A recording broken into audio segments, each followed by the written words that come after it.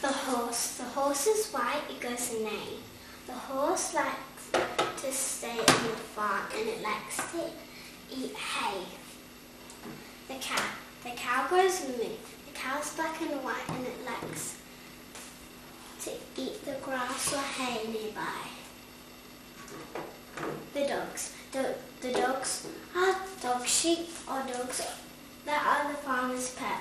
They sometimes like to run, chase children that are visiting the farm, or like to round up the sheep. Pigs. Pigs are sometimes very messy or sometimes very funny. Pigs are pink and they go oink, oink, oink, oink. The goose. The goose is sometimes a little bit dangerous if you go in these gooselings.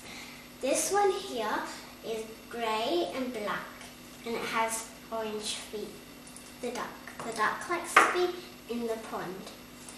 The duck that I have here is white with brown feathers and orange feet.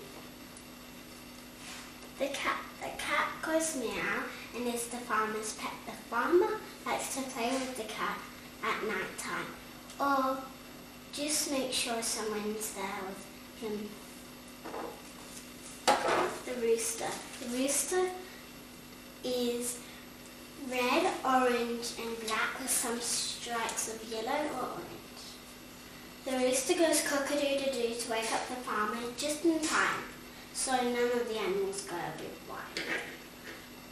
This is the kangaroo. The kangaroo is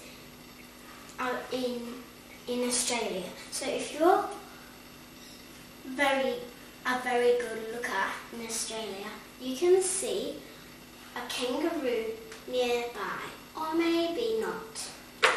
The farmer. The farmer is the most important person in the farm. It feeds all the animals so they don't get hungry and runs the farm. Imagine if you don't have a farmer.